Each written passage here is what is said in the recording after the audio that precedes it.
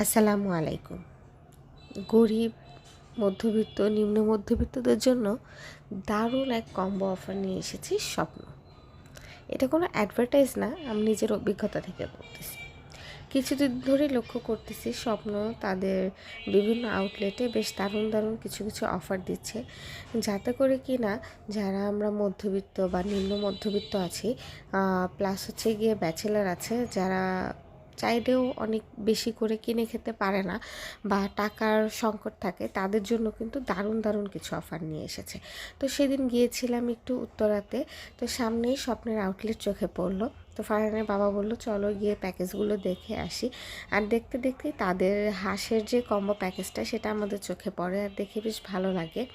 তো ওনারা বলতেছিল যে এটা নাকি 4 জনের একটা কম্বো প্যাকেজ। তো এই প্যাকেজে ছিল চালের গুঁড়ি, হাঁসের গোস্ত, কাঁচামরিচ আর পেঁয়াজ। তো যাই হোক, ফারহানের বাবা বললো যে যেহেতু 4 জনের প্যাকেজ আর আমরা বাসায় 4 জনই হাঁসের গোস্ত খাই, আমার আম্মু খায় না, তো নিয়ে চলো। তো যেভাবে সেই কাজ, একটা কম্বো প্যাকেজ নিয়ে চলে আসলাম যে দেখি 4 জনের এক বেলায় কেমন হয়। তো বাসায় এসে ফার্স্টেই আমি এগুলোকে খুলে নিচ্ছি, আর ভাবলাম যে টাটকাই গোস্তটা রান্না করে ফেলবো আজকেই, কারণ হাঁসের গোস্ত বা যে কোনো গোস্ত টাটকা রান্না করার স্বাদটাই আলাদা। আর বাসি হয়ে গেলে ভালো লাগে না ফ্রিজে রেখে খেলে। তো তার জন্য ভাবলাম যে এখনই একদম কেটে বেছে ধুয়ে মানে পরিষ্কার করে নিব। আসলে কাটার কিছু নাই এখানে, চামড়াগুলোর মধ্যে দেখলাম যে পশম ছিল, সেগুলোই ভালো করে বেছে ধুয়ে নিব, তারপরে রান্নাটা করব। তো এখানে পেঁয়াজ ছিল 3টা মাঝারি সাইজের, আর কাঁচামরিচ ছিল 6 পিসের মতো। আর এই তো বাকি এগুলো হচ্ছে গিয়ে গোস্ত। তো দেখে পরিমাণটা কিন্তু আমার কাছে বেশ ভালোই লেগেছে, একদম আহামরি খারাপ না। 4 জনের এক বেলার জন্য হয়ে যায়, ভালোভাবেই হয়ে যায়। তো এখানে চামড়ার পরিমাণটা অল্পই ছিল। মাংস ছিল প্রায় 12 পিসের মতো, আর 2 পিস ছিল চামড়া। মোট 14 পিস না 15 পিস এরকমই, এক্স্যাক্ট আমার খেয়াল নেই।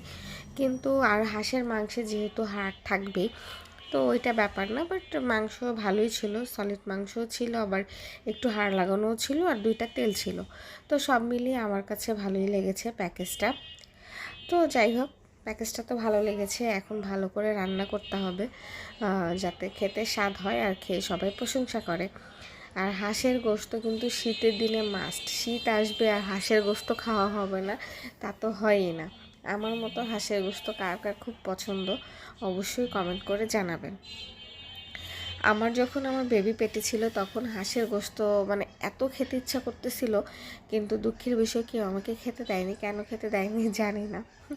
তো যাই হোক, সে কথা বাদ দিই, চলে আসলাম রান্নার কাজে। আর অলরেডি কড়াইয়ে আমি তেল গরম করে নিয়েছি, আর তেল গরম করে এর মধ্যে আমি গরম মশলা হিসেবে দারুচিনি, লং আর এলাচ দিয়ে দিয়েছি 5-6টার মতো। তো এগুলো একটু ভালো করে ঘ্রাণ বেরিয়ে আসা পর্যন্ত একটু ভেজে নিব। আর ভাজা হয়ে গেলে এখানে আমি পেঁয়াজ, 3-4 কোয়া রসুন, 3-4টা কাঁচামরিচ আর টমেটো ব্লেন্ডারে ব্লেন্ড করে রেখেছিলাম, সেগুলোই এখানে দিয়ে দিলাম। আমি কুচি করা পেঁয়াজ এখানে অ্যাড করব না, এখানে আমি ব্লেন্ড করে নিয়েছি। এটাকে ভালোভাবে তেলের সাথে কিছুক্ষণ ভেজে নিব, যাতে করে পেঁয়াজের যে একটা কাঁচা গন্ধ থাকে সেটা চলে যায়, আর রসুন, পেঁয়াজ, কাঁচামরিচ আর টমেটোটা ভালো করে ভাজা হয়। আর এর মধ্যেই আমি দিয়ে দিয়েছি লবণ। এই পর্যায়ে লবণটা দিলে দেখা যায় কি একটু সফট থাকে, পেঁয়াজের ইয়াটা শক্ত হয়ে যায় না গ্রেভিটা। তারপরে দিয়ে দিলাম বেশ কিছুটা আদা রসুন বাটা, আমি আমার চোখের আন্দাজে দিয়ে দিয়েছি। যারা আন্দাজে দিতে পারেন না, কম বেশি হয়ে যায়, তারা স্পুন দিয়ে মেপে তারপরে দিবেন। আর এখানে আমি সব মশলা দিয়ে দিয়েছি, আর আজকের রান্নাটা আমি বাটা মশলাই করব। তো এখানে মরিচ বাটা, জিরা বাটা, হলুদ গুঁড়া, ধনিয়া গুঁড়া, তারপরে হচ্ছে গিয়ে সব একসাথে ভালো করে এখন কষিয়ে নিব। আর মশলাটা যত ভালো করে কষানো হয় খেতে কিন্তু ততই মজা হয়। মশলা কষানোর উপরেও কিন্তু তরকারি রান্না করার অনেক ডিপেন্ড করে।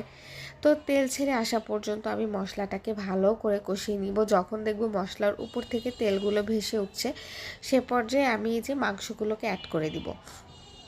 আর মাংসগুলোকে কিন্তু আমি ভালো করে ধুয়ে নিয়েছি, কেউ আবার ভাববেন না যে আমি মাংসগুলোকে ধুইনি। ভালো করে মাংসগুলোকে ধুয়ে নিয়েছি, আর এখন মশলার সাথে ভালো করে মাংসগুলো একটু সময় নিয়ে কষিয়ে নিব, কারণ আমরা সবাই জানি হাঁসের মাংস একটু শক্ত হয়, তাই একটু বেশ সময় নিয়েই হাঁসের মাংসটা কষিয়ে নিতে হয়। তো আমি কিন্তু এই যে দেখেন হাঁসের মাংসটা প্রায় অনেকক্ষণ কষিয়ে নিয়েছি, আর মাংসের উপর থেকে যে মশলা তেল ছেড়ে এসেছে, আর দেখেই বোঝা যাচ্ছে যে কত সুন্দর এসেছে কালারটা। ভিডিওতে অত সুন্দর দেখা যাচ্ছে না, কিন্তু সামনাসামনি মাশাআল্লাহ অনেক সুন্দর একটা কালার এসেছিল, আর একদম তেলগুলো ছেলে উপরে চলে এসেছে। এতেই বোঝা যাচ্ছে যে আমার মাংসটা অলরেডি কষানো হয়ে গিয়েছে। তো তারপরেও আমি আরও প্রায় মিনিট 2-1 মতো মাংসটা আরও ভালো করে কষাবো। তারপরে হচ্ছে গিয়ে যে দেখেন আরও ভাজা ভাজা করে ফেলেছি। এ পর্যায়ে আমি হালকা পানি ইউজ করব ঝোল হিসেবে, যাতে মাংসটা আরও ভালোভাবে সিদ্ধ হয়ে যায়, যেহেতু হাঁসের মাংসটা একটু শক্ত হয়। আর এখানে কিন্তু আমি বেশি পানি ইউজ করব না, কারণ আমি একদম ভাজা ভাজা করব হাঁসের গোস্তটাকে, যার কারণে। তো এই তো আমার কিন্তু প্রায় অর্ধেক হয়ে এসেছে, হাঁসের গোস্তটাও বেশ সফট হয়ে এসেছে, কিন্তু এটাকে আমি আরও বেশ কিছুক্ষণ রান্না করে নিব, যেহেতু আমি একদম মুড়া মুড়া করবো, জাস্ট গ্রেভি আর মাংসটা থাকবে, কোনো রকম ঝোল আমি রাখবো না। এইভাবে আমাদের বাসায় খেতে পছন্দ করে, ঝোল রেখে হাঁসের গোস্ত কেউই খেতে চায় না। তো এতে দেখেন আমার হাঁসের গোস্তটা একদম ভাজা ভাজা হয়ে গিয়েছে, মনে হচ্ছে যে কালা ভুনা। হ্যাঁ, এটা হচ্ছে হাঁসের গোস্তের কালা ভুনার মতোই হয়েছে। তো আলহামদুলিল্লাহ আমার হাঁসের গোস্ত রান্না করা কিন্তু কমপ্লিট হয়ে গিয়েছে। লাস্ট পর্যায়ে আমি আরেকটু গরম মশলার গুঁড়া অ্যাড করেছিলাম, সেটাই স্কিপ হয়ে গিয়েছে, দেখাতে পারিনি। তো গরম মশলার গুঁড়াগুলো দিয়ে আমি জাস্ট আরেকটু নাড়াচাড়া করে নিলাম, যাতে সবগুলো মাংসের সাথে গরম মশলার গুঁড়াটা মানে মিশে যায়, এতে করে খেতে ভালো লাগবে। তো এখন হচ্ছে খেয়ে দেখার পালা। তো আমি মাংস রান্না হওয়ার আগেই খেয়ে ফেলেছিলাম, যেহেতু অনেক রাত হয়ে গিয়েছে, আমার খুব ক্ষুধা লেগেছিলো। তো জাস্ট চেক করার জন্য একটু খেলাম যে কেমন হয়েছে। সবাই বললো যে অনেক মজা হয়েছে। তো এবার আমার নিজে খেয়ে দেখার পালা। আর কি বলবো, নিজে রান্না করেছি দেখে না, আলহামদুলিল্লাহ অনেক মজা হয়েছিল, অনেক মজা হয়েছিল। আমার ছেলে তো খেয়ে বলতেছে আম্মু গোস্তটা ইয়াম্মি হয়েছে, টেস্টি হয়েছে। আবার